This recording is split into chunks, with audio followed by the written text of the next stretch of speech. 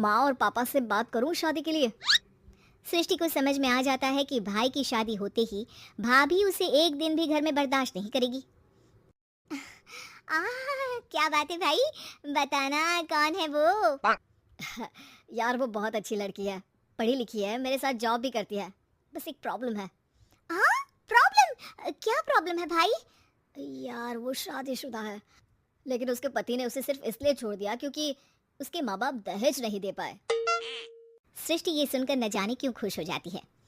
अरे भाई तो क्या हुआ, लड़की तुझे तो पसंद है ना? शीनू को लगता है कि बहन उसे समझ रही है। वो इस बात से अनजान होता है कि उसकी बहन की मंशा पूरा घर हड़पने की है। सृष्टि अपनी माँ से कहती है, मम्मी मुझे तो बहुत चिंता है, पता है शीनू क्या कर रहा है? अरे क्या कर रहा है, वो तो काम पर जाता है और वापस घर आता है। नहीं ना माँ, वो यही तो नहीं कर रहा, बाकी सब कर रहा है। आपको पता है उससे प्यार है, और वो भी एक शादीशुदा लड़की से। हैं? ये क्या हो गया, मैं सोसाइटी में क्या मुंह दिखाऊंगी? अरे तेरे पापा तो यही कहेंगे कि मैंने ही उसे बिगाड़ दिया है। माँ देखो, मेरी बात मानो, पापा पर भी विश्वास करने की जरूरत नहीं है। अब आप ही बताओ, पापा इतनी देर घर के बाहर रहते हैं क्यों, बोलो? अरे बेटा वो तो नौकरी करते हैं ना। तू बहुत भोली है माँ, पापा का ऑफिस तो 7 बजे खत्म हो जाता है, लेकिन देखो कितनी देर से आते हैं। अरे नहीं नहीं बेटा, ऐसी कोई बात नहीं है। सृष्टि माँ को एक औरत से बात करते पिता की फोटो दिखाती है। देखो माँ, कैसे हैं पापा? मैं ना कहती थी कि पापा सही नहीं है। मैं तेरे पापा से बात करूंगी, दे फोटो मुझे। ओ माँ, वो तो डिलीट हो गई। लेकिन चल, तूने तो देख लिया ना, पापा से बाद में बात कर लेना, और हाँ, मेरा नाम बिल्कुल मत लेना, हाँ माँ। अब क्या था, सृष्टि के माँ और पिता के बीच झगड़ा होना शुरू हो जाता है। सृष्टि के मन में क्या चल रहा था कोई नहीं जानता था।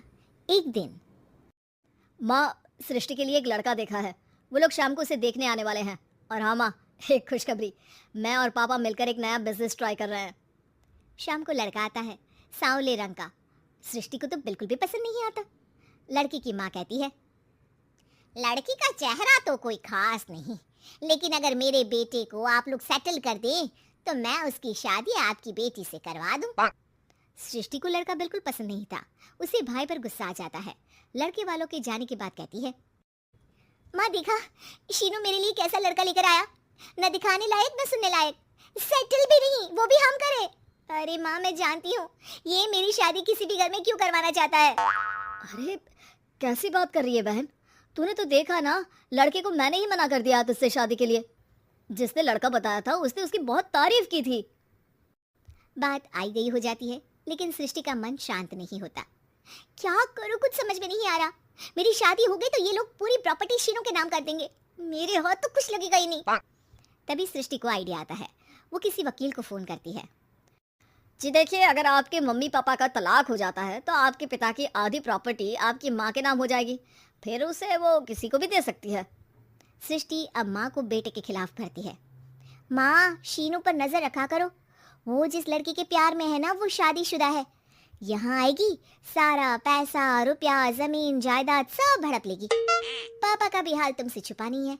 ऐसा ना हो कि मैं और आप एक दिन सड़क पर भीख मांगे। हे भगवान, मैं तो जीते जी मर जाऊंगी अगर ऐसा हो गया तो।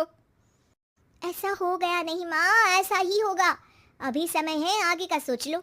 मैं तो कहती हूँ पापा से आधी प्रॉपर्टी लेकर अलग हो जाओ। पापा की आधी प्रॉपर्टी भी हम लोगों को अगर मिल जाती है ना तो अगले 7 जन्म सफल समझो। बेचारी माँ बेटी के कहने पर पति से तलाक लेकर अलग हो जाती है। सृष्टि अब पैसों से गाड़ी और अपने दूसरे महंगे शौक पूरे करने लगी। उसके दोस्त भी उसके पैसे इस्तेमाल करते। सृष्टि, कल तुम कहाँ थी? मैं सारा दिन घर पर अकेली थी। तो मैं क्या करूं? मैंने ठेका तो नहीं लिया है ना तुम्हें संभालने का। माँ को सृष्टि से ये उम्मीद नहीं थी। वो बैठकर रोने लगती है। वहीं उसका पति यानी कि सृष्टि के पिता आ जाते हैं।